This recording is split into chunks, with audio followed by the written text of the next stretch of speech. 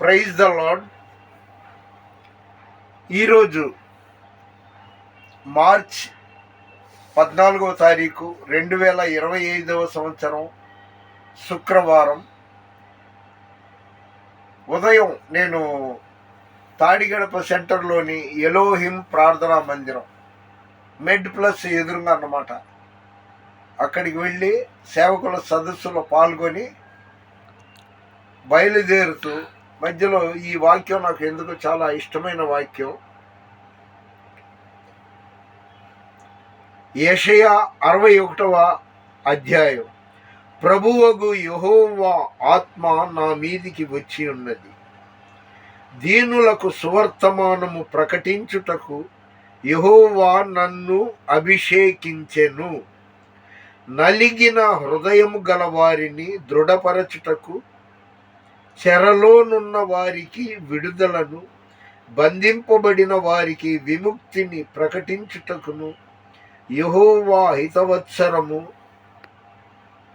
మన దేవుని ప్రతిదండన దినమును ప్రకటించుటకును, దుఃఖాక్రాంతులందరినీ ఓదార్చుటకును, సియోనులో దుఃఖించు వారికి ఉల్లాస వస్త్రములు ధరింపచేయుటకును, బూడిదకు ప్రతిగా పూదండను, దుఃఖమునకు ప్రతిగా ఆనంద తైలమును, భారభరితమైన ఆత్మకు ప్రతిగా స్తుతి వస్త్రములను వారికిచ్చుటకు ఆయన నన్ను పంపి ఉన్నాడు.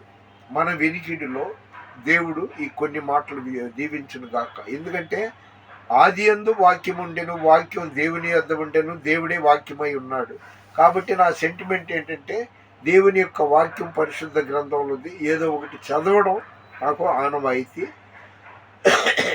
గత 3-4 రోజులుగా విపరీతమైన దగ్గు జలుబుతో చాలా ఇబ్బంది పడుతున్నాను.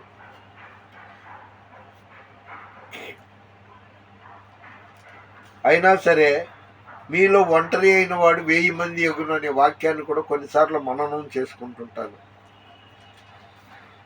ఒక పల్లవి 2 చరణాలు పాడి ఈ ప్రోగ్రాంని నిలిపేస్తాను. రాజా నీ సన్నిధిలో నేనుంటానయ్యా, మనసారా ఆరాధిస్తూ బ్రతికేస్తానయ్యా. రాజా నీ సన్నిధిలో నేనుంటానయ్యా, మనసారా ఆరాధిస్తూ బ్రతికేస్తానయ్యా. నేనుండాలేనయ్యా, నే బ్రతుకాలేనయ్యా, నేనుండాలేనయ్యా, నే బ్రతుకాలేనయ్యా. నీవే లేకుండా నేనుండాలేనయ్యా, నీ తోడే లేకుండా నే బ్రతకాలేనయ్యా. నీ సన్నిధానములో సంపూర్ణ సంతోషం, ఆరాధించుకోనే విలువైన అవకాశం. నీ సన్నిధానములో సంపూర్ణ సంతోషం, ఆరాధించుకోనే విలువైన అవకాశం.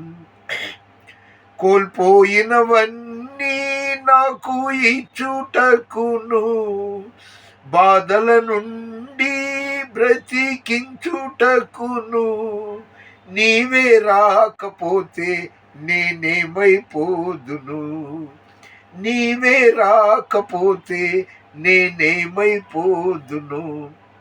నేనుండలేనయ్యా, నే బ్రతకలేనయ్యా, నీవే లేకుండా నేనుండలేనయ్యా, నీ తోడే లేకుండా నే బ్రతకలేనయ్యా. ఒంటరి పోరు నన్ను విసిగించిన మనుషులెల్లరూ నన్ను తప్పు పట్టినా. రోగిష్టి మనిషి, మానసిక వ్యాధిగ్రస్తులు. సుజాతకి నాకు నక్కక్కడ నాగలోకం ఎక్కడ. లోకం తప్పు పట్టినా కూడా నేను పట్టించుకోలే.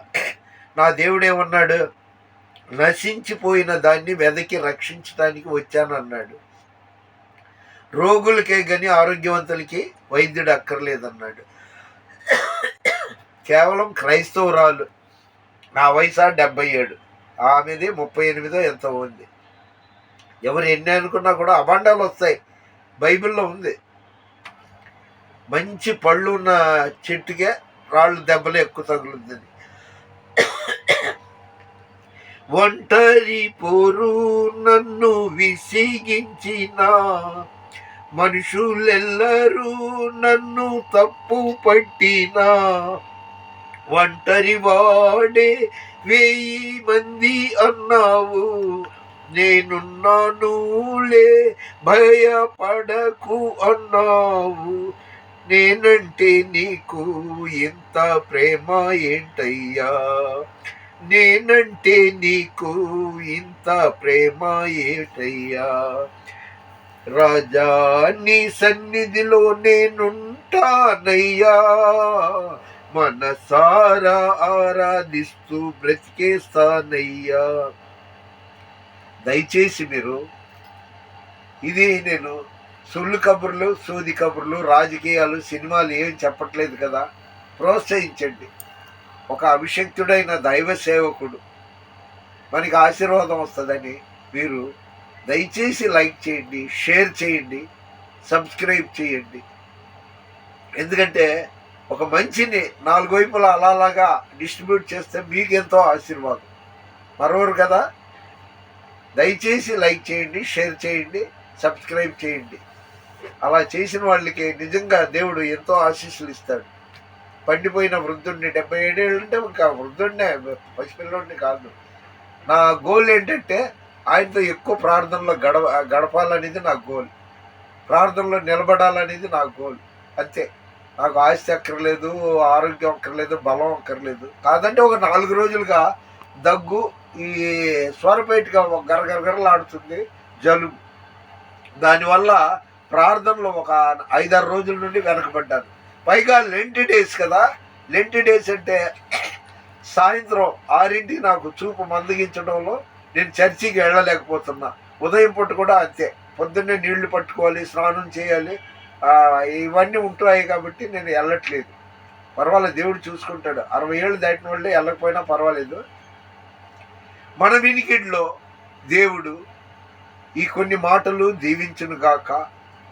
ఇది చిత్రీకరించిన బిడ్డను దేవుడు శాశ్వత కాలం ఆయురారోగ్యాలతో క్షేమంగా ఉంచి ఆమెకి ఎలాంటి సమస్యలు, శోధనలు రాకుండా కాపాడును గాక. దేవుడు ఆ బిడ్డను ఎప్పుడు తన రెక్కల చాటున కాపాడి దీవించి నడిపించును గాక. యేసు నామములో మన వినికిడిలో దేవుడి కొన్ని మాటలు దీవించును గాక. దేవుని పరిచర్యలో మీ రత్నం ఫ్రాన్సిస్. God bless you.